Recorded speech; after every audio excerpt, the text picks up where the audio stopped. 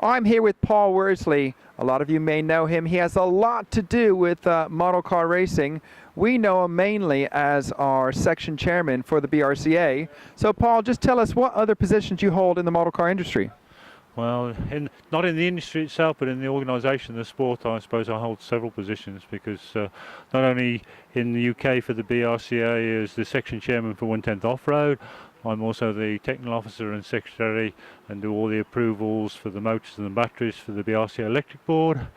But I'm also the chairman for the 10th Off-Road section for the whole of Europe for EFRA. I also do all the motor and battery approvals for EFRA. And I also help out quite a lot with the World's EFRA organisation for the organisation of 10th Off-Road in that, with helping out with the rules and making sure everything's right and the English is right. And I also do all the motors and the batteries for EFRA as well. So I do most of the motors and batteries throughout the world, and most of the manufacturers know me quite well.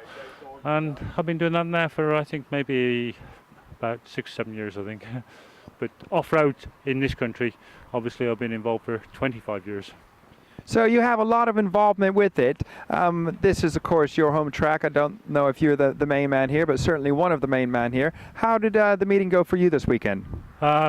This weekend, I think, has been really, really fantastic, considering the weather that we've had to endure. It's been a horrible weekend weather-wise.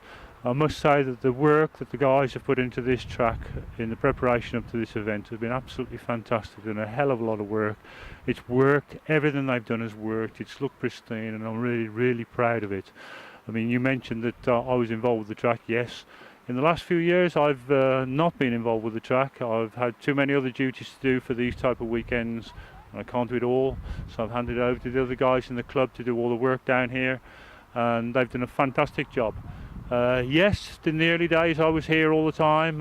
It was me that put a pencil onto a piece of paper and drew it up in 1993, and that's what when we built it over the winter of 93-94, and a lot of it is still original from then.